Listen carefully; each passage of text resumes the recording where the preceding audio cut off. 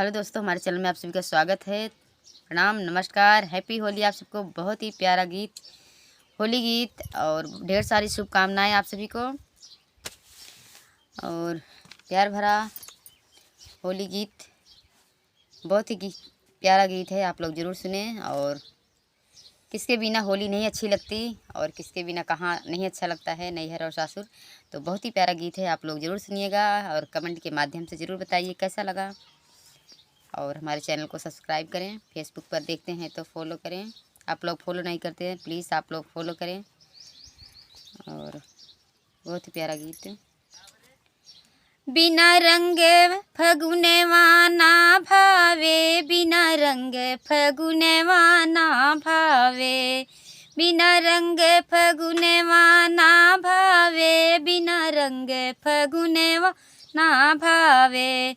चूड़ी बिना ना कंगना भावे, चूड़ी बिना कंगना भावे, पिया परदेस नहीं अंगना भावे, पिया परदेस नहीं अंगना भावे।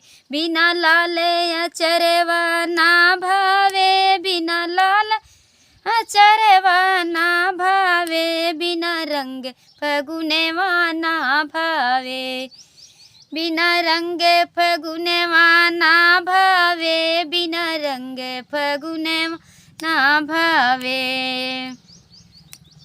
भैया बिना ना नैहर भाए, भई बिना ना नैहर भावे, देवर बिना ना ससुरवा भावे, देवर बिना ना ससुरवा भावे।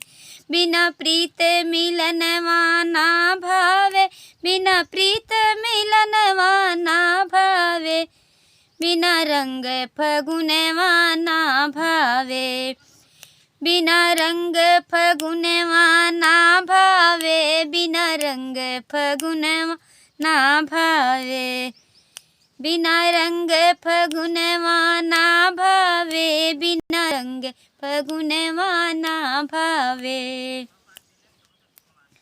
तो बहुत ही प्यारा गीत। और